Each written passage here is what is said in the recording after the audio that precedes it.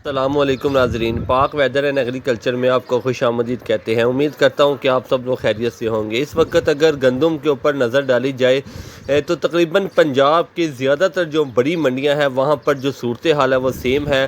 پچھلے کچھ دنوں کی بات کریں تو جو گندم کا ریٹ 2400 روپے تک آ گیا تھا، اس وقت کچھ بہتری نظر آئی ہے۔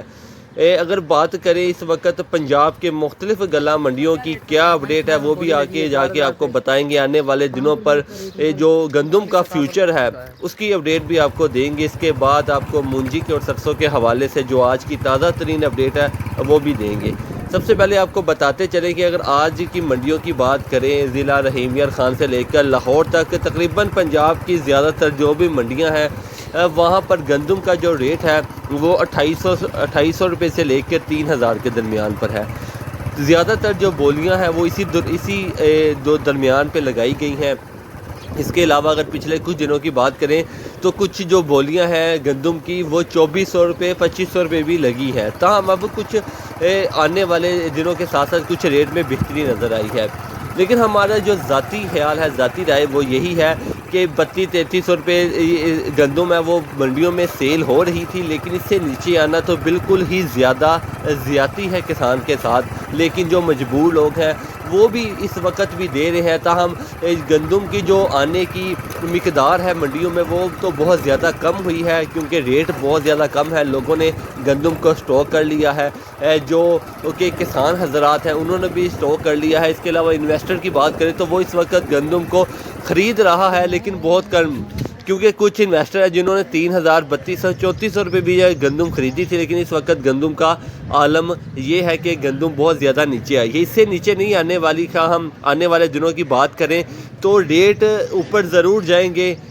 کب جائیں گے وہ بھی آپ کو بتاتے ہیں۔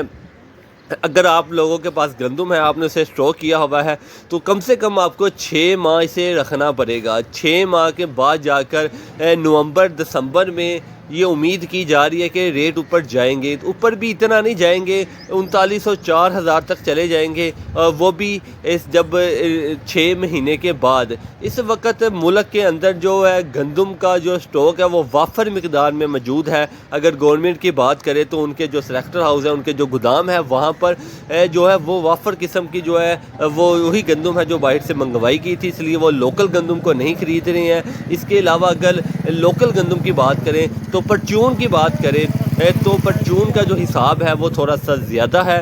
اگر آپ لاہور منڈی کی آج کی جو اپڈیٹ ہے وہ آپ کو دیتے تھے، شدرہ کے مقام پر یہ منڈی لگ رہی ہے۔ کسی نے بھی گندم خریدنی ہے جو لاہور کے آس پاس یا لاہور میں رہنے والے لوگ ہیں، وہ وہاں سے جا کر بآسانی 3050 روپے اور 3100 روپے یہاں تک گندم خرید سکتے ہیں۔ اس کے علاوہ پنجاب کی جتنی بڑی منڈیاں ہیں وہاں کی بات کریں تو 2800 روپے تک آج جو ہے وہ بولی لگی ہے۔